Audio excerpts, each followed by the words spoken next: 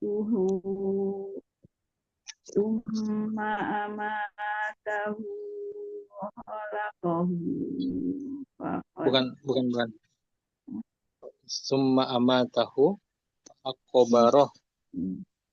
summa amatahu khalaqahu faqaddarah summa sabila sarah summa amatahu faqabarah. Oh iya, oh iya. Cukup, Bon, sudah, Bon. Sudah ayat 21. Ya, baik Ustaz. Ya, sama-sama. Ustaz. Assalamualaikum. Ya, berikut Mbak Windy, silakan Mbak Windy. أعوذ بالله من الشيطان الرجيم بسم الله الرحمن الرحيم عبس وتولى أن Sanya جاء jangan ditahan, jangan dipanjang. Sanya. Abasa wa tawalla.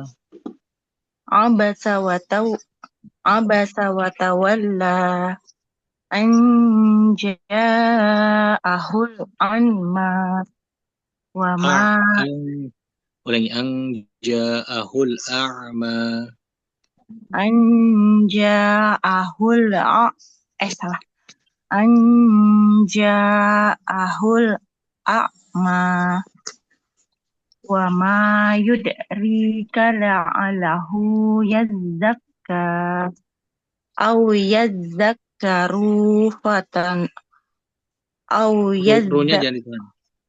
أو يذكر فتنفعه الذكرى أما من استغنى وأنت له تصدى وما عليك ألا يزكى وأما من جاءك يسعى وهو Yes.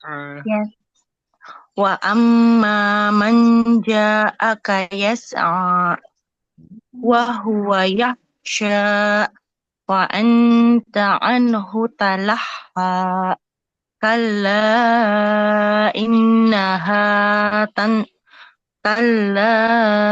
إنها تذكرة ومن شاء ذكره في صحف مكرمة مرفوعة مطهرة بأيدي سفرة كرام بررة قتل الإنسان ما أكفره من أي شيء خلقه من نطفة خلقه Min من نطفة nutfatin. من نطفة خلقه فقدره ثم السب ثم الس- ثم السبيل يسره ثم أماته فأقبره ثم إذا Oke, cukup, oh iya cukup. syukran Pak Ustadz. Ya, Puan Mbak Windy. Berikut Bunda Ika. Ya, belum balikin lagi. Aduh, ya. A'udzu billahi minasyaitonir rajim. Bismillahirrahmanirrahim. Abasa wa tawalla an ja'ahul a'ma wa ma yudrika la'allahu yazzakka aw yadzakkaru fatanfa'ahu dzikra amma man istaghna fa anta lahu tasadda وما عليك ألا يزكى وأما من جاءك يسعى وهو يخشى فأنت عنه تلهى كلا إنها تذكرة فمن شاء ذكره في صحف مكرمة مرفوعة مطهرة بأيدي سفرة كرام بررة قتل الإنسان ما أكفره من أي شيء خلقه من نطفة خلقه فقدره ثم السبيل يسره ثم أماته فأقبره. Udah kan, Ustaz? Udah, kalau lazim. Sampai 21 ya? Ya, Masya Allah. Iya, Iya. saya Ustaz. hampir hampir lupa, soalnya menikmati. Iya. Syukran, Ustaz. Iya, baik. Ya, Afwan. Berikut baik Mbak Irma. Silakan Mbak Irma. Ya Ustaz. Bismillahirrahmanirrahim. Abasa wa tawalla an ja'ahul a'ma wa ma yudrika la'allahu yadhakka aw yadhakkaru fatanfa'ahu dzikra amma man istaghna wa anta lahu tasadda wa ma 'alaika alla yadhakka wa amma man ja'aka yas'a wa huwa yakhsha wa anta 'anhu talaha kalla innaha tadhkirah wa man syaa'a dzakarah fi suhufin mukarramah ulangi faman syaa wa man syaa'a dzakarah fi suhufin mukarramah marfu'atin mutahharah bi aidi safarah kiramin bararah qutilal insanu ma akfarah min ayyi syai'in khalaqah min nutfatin khalaqahu faqaddarah. Ya. Min nutfatin, iya betul ya, terus. Tsumma sabila yassarah. Tsumma amatahu fa'aqbarah. Tsumma Ya, idza alhamdulillah. Sudah cukup. Ustaz. Pasti Ustaz. Ya, Mbak Amida. Baik Ustaz, syukran. Bismillahirrahmanirrahim. Abasa wa tawalla an ja'ahul a'ma wa ma yudrika la'allahu yazzakka aw yazzakkaru fatanfa'ahu dzikra amma man istaghna فأنت له تصدى وما عليك ألا يزكى وأما من جاءك يسعى وهو يخشى فأنت عنه تلهى كلا إنها تذكرة فمن شاء ذكره في صحف مكرمة مرفوعة مطهرة بأيدي سفرة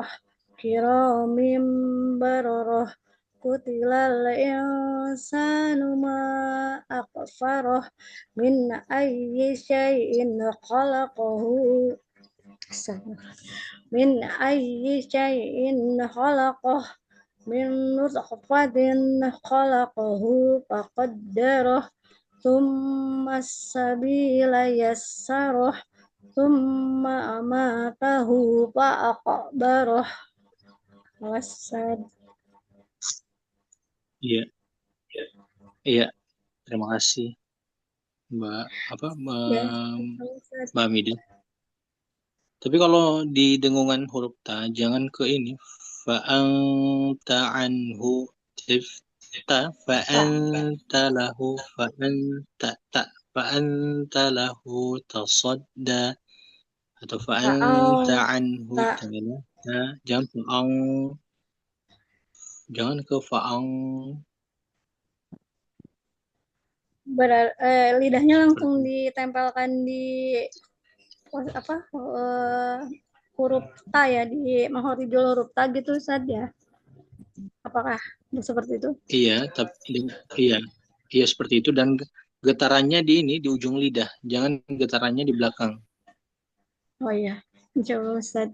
Harus banyak praktek lagi. Ya. Syukran Ustaz. Oke. Alhamdulillah semuanya sudah. Sudah ya. Alhamdulillah. Alhamdulillah Ustaz. Syukran jazakallah khair wa barakallahu fiik. Sebelum Yes, dia merupakan orang buta. Orang yang buta di masa Nabi. Abdullah bin Maktum. Suatu ketika dia datang kepada Nabi, dan Nabi di waktu itu sedang bersama orang-orang Quraisy. Jadi Nabi itu di saat itu ya menganggap itu peluang dakwah kepada orang-orang Quraisy. Tapi tiba-tiba datanglah Abdullah ibnu Maktum ini. Abdullah ibnu Maktum ketika datang itu kan tidak tahu Rasul ini dengan siapa. Artinya dia hanya mencari Rasul saja. Untuk bertanya tentang apa? Bertanya tentang meminta keringanan sebenarnya. Jadi dia meminta keringanan kepada Nabi untuk dia sholat subuhnya di rumah. Ya, untuk sholat subuhnya di rumah. 4 waktunya dia kerjakan di masjid. Cuman subuhnya itu dia agak kesulitan menurut dia karena kan tidak sebagaimana kondisi kita di hari ini ya. Jadi jalannya itu mungkin agak gelap. Ya, memang gelap juga kan, dia mati lampu kan. Buta kan. Cuman itu maksudnya adalah orang-orang pada tidur kan. Pada tidur begitu. Kesulitan mencari ini yang waktu itu ya? Rasul belum turun ayat kepada Rasul. Cuma Rasul itu mengerutkan dahinya, tanda tidak suka. Jadi bukan tanda tidak suka, iya mengerutkan dahinya, tanda tidak suka apa yang dilakukan oleh Ibnu Maktum ini. Maksud Rasul itu adalah jangan dulu sekarang, momennya jangan dulu. Saya ini lagi bicara sama orang-orang Quraisy, kurang lebih begitu ya. Saya ini lagi bicara sama orang-orang Quraisy, ini peluang ke mereka. Tapi apa? Allah kemudian menurunkan surat Abasa ini untuk menegur Rasul. Teguran Rasul ini kepada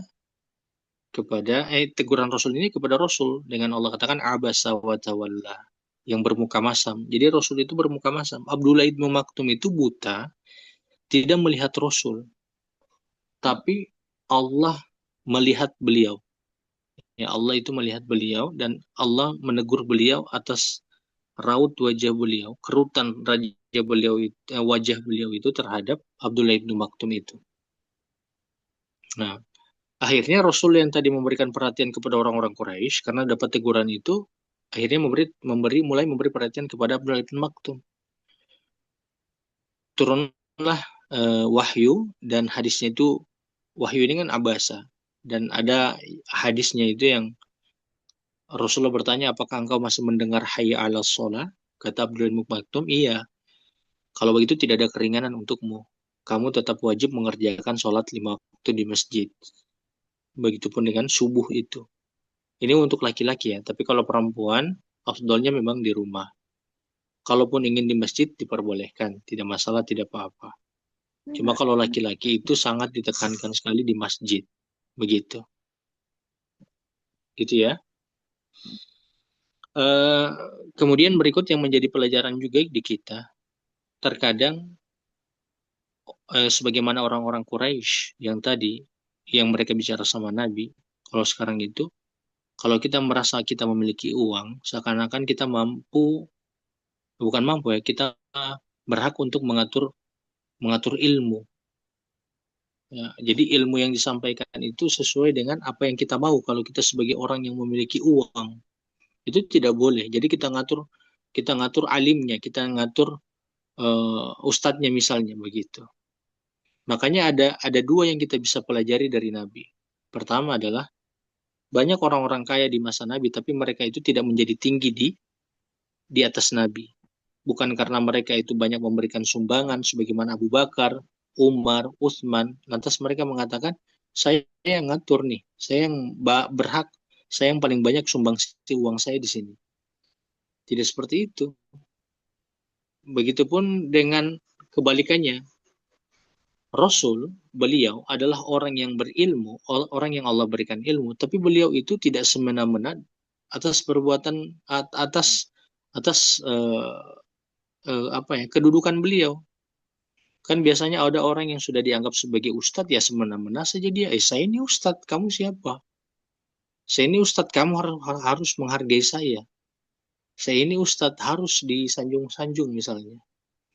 Jadi kalau kita melihat dari Rasul itu dengan kedudukan kerasulannya itu, beliau masih duduk bersama para sahabat, ikut terlibat dalam kegiatan dakwah, ikut terlibat dalam pengorbanan, penggalian parit pun, penggalian perang Khandak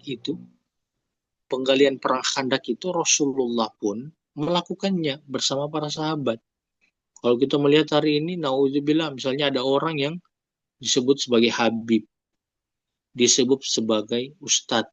Wah, itu dielu-elukan. Artinya Ustadz tidak mau terjun pada aktivitas-aktivitas yang fisik.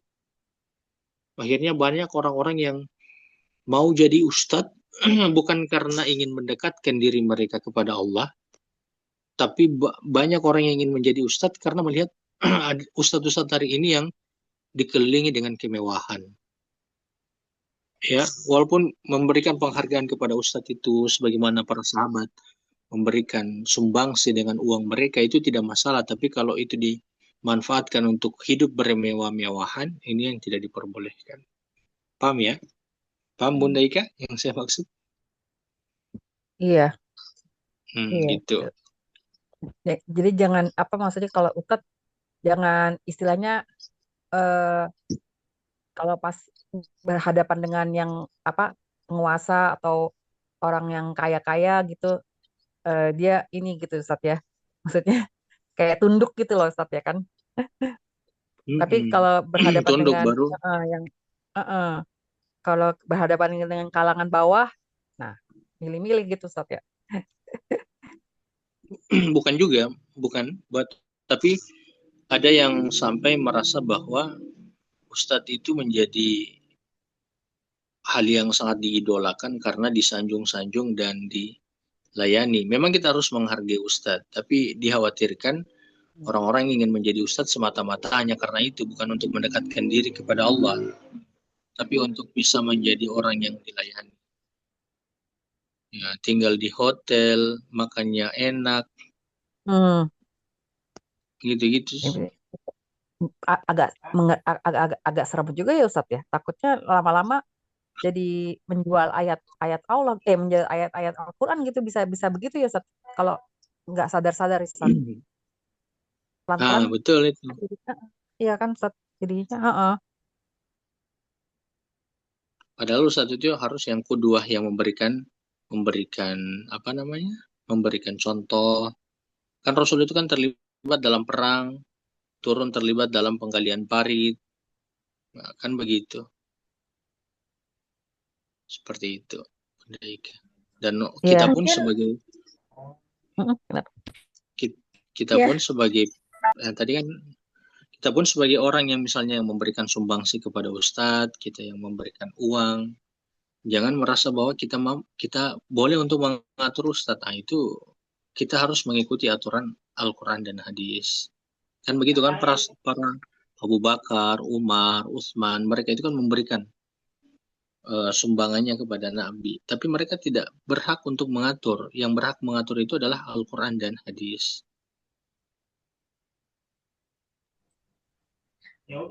Mungkin ya memuliakan guru, tapi tidak gulu juga begitu mungkin ya Ustaz? Iya, tidak boleh gulu. Jadi tidak boleh juga meremehkan. Jadi jangan sebagaimana orang Yahudi yang meremehkan Nabi Musa, dan jangan sebagaimana orang-orang Nasrani yang berlebih-lebihan terhadap Nabi Isa. Ya, jadi harus kalau Allah dan kalau Rasulullah gitu Bang, ya Ustaz. Betul. Kalau Allahu qala Rasul. Yang menariknya ini apa namanya reaksinya Rasulullah itu kan ya manusiawi ya, sebenarnya itu kan spontan aja gitu sebenarnya mungkin Ustadz ya kan, karena kan nggak apa istilahnya kan Abdullah Umi Maktumnya juga Maktumnya kan juga datangnya kan ya agak tiba-tiba juga gitu ya Ustadz ya. Jadi maksudnya dan Rasulullah lagi sibuk berdakwah nih di depan pemuka-pemuka Quraisy gitu kan Ustadz ya. Jadi itu kan kayaknya reaksi apa ya, maksudnya reaksi spontan aja gitu mungkin ya Ustadz ya. Tapi kan ya tetap dia itu tetap ditegur juga sama Allah ya Ustadz ya. Walaupun Umi Maktumnya juga nggak melihat ya Ustadz ya.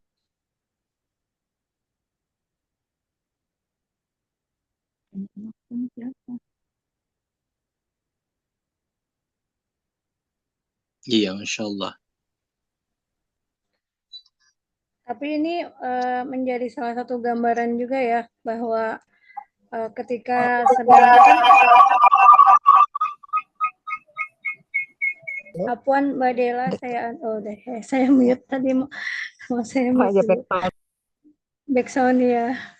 Apa namanya, pada saat itu kan Rasulullah sedang berdakwah kepada pemuka-pemuka agama gitu ya.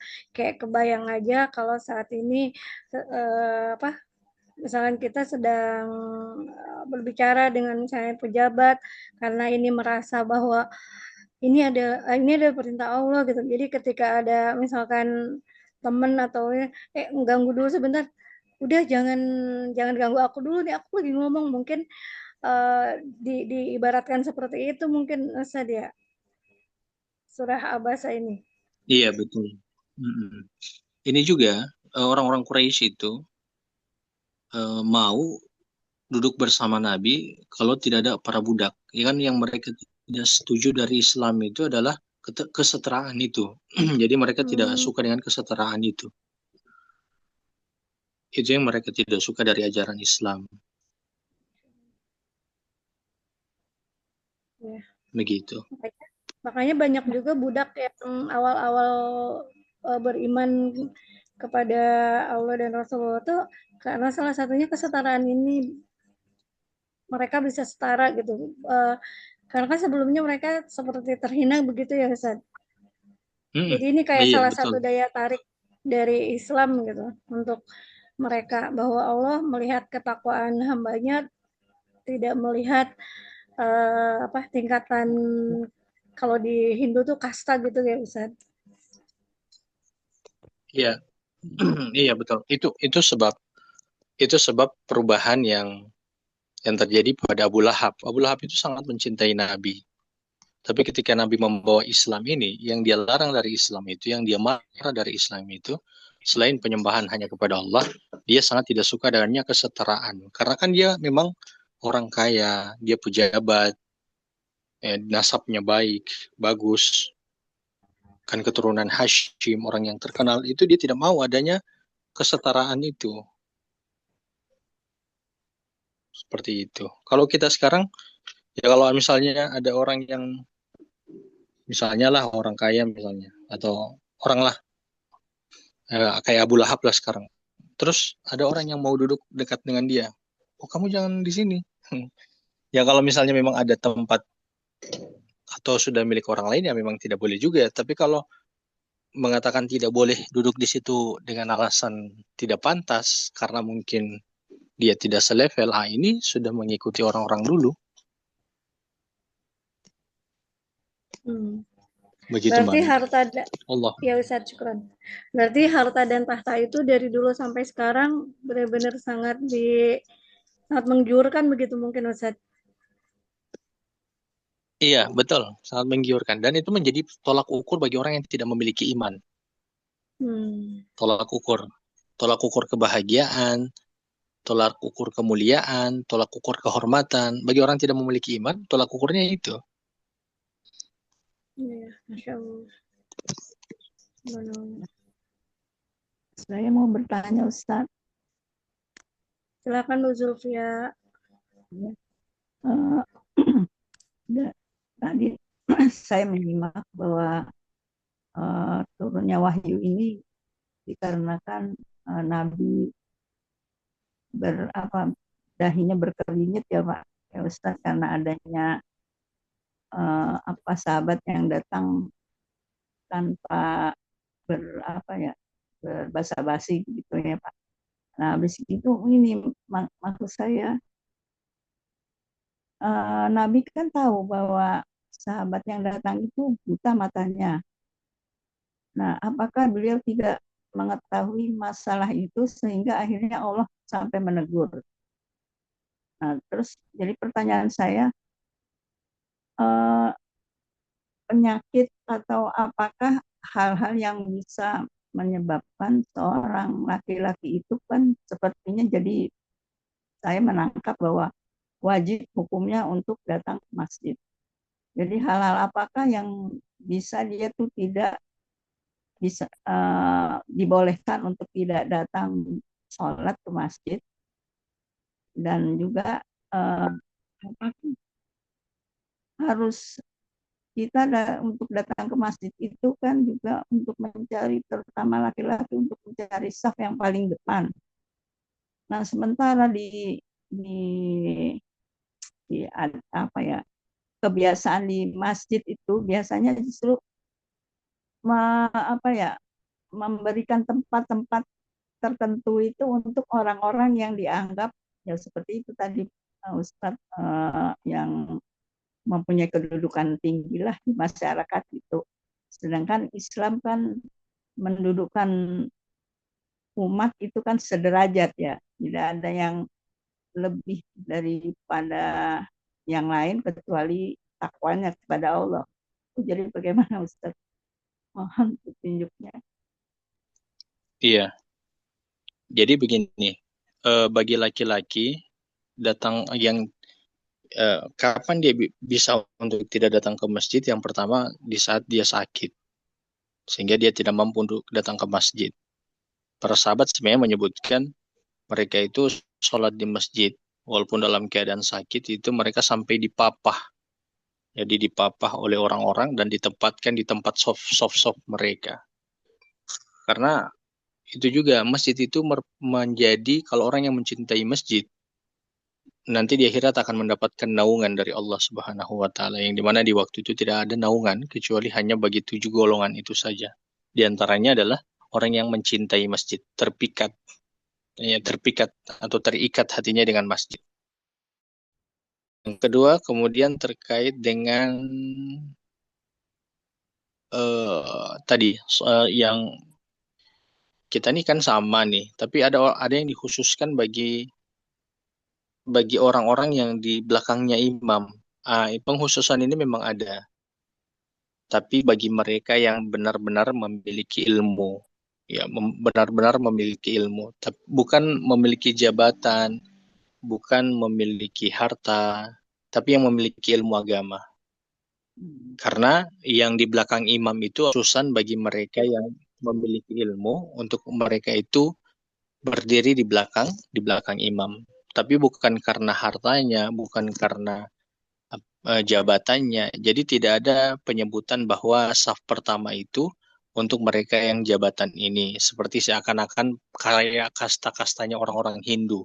Itu tidak ada seperti itu. Nah, di masjid tidak ada perbedaan untuk siapa saja, untuk siapa yang di saf pertama, kedua, ketiga, keempat, kecuali yang di belakang imam saja. Begitu, Bun. Ya, oh ya baik Ustaz.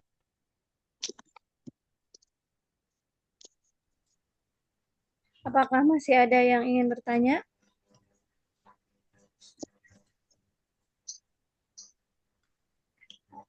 Jika tidak ada, mungkin akan kita cukupkan sampai di sini kajian tahsin kita pada malam hari ini. Ustadz mungkin ada kata-kata penutup dulu, Ustadz.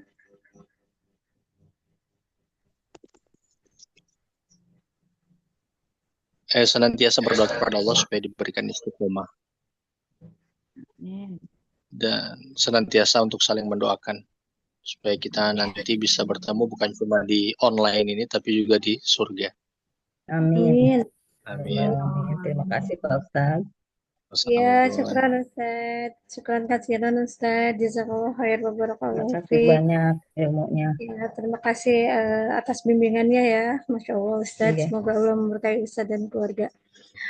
Amin. Baik, dan semoga Allah karuniakan kita istiqomah di kajian ini, karena dengan ilmu Al-Quran, insya Allah ketakwaan kita akan terjaga. Amin. Baik, kita akan akhiri dengan mengucap hamdalah, istighfar, dan doa kafaratul majlis. Alhamdulillahirrabbilalamin. Astagfirullahaladzim, astagfirullahaladzim, astagfirullahaladzim. Subhanaka Allahumma wa bihamdika, asyhadu an la ilaha illa anta, astaghfiruka wa atubu ilaik. Jazakumullah khair kepada para sahabat yang sudah hadir pada malam hari ini bersama-sama belajar tahsin. Semoga Allah memberikan keberkahan pada ilmu yang kita dapat, menjadi ilmu yang bermanfaat, semakin mendekatkan kita kepada Allah, semakin menambah keimanan kita kepada Allah. Dan saya mohon maaf apabila ada lisan saya yang kurang berkenan di hati para sahabat. Billahi taufiq wal hidayah. Wassalamualaikum warahmatullahi wabarakatuh. Waalaikumsalam. Terima kasih Mbak Minda. Sama buatin. Sampai Terima ketemu di kasih Pak kajian. Ustaz. Sampai ketemu insya Allah Selasa depan. Amin, insya Allah. Assalamualaikum. Waalaikumsalam.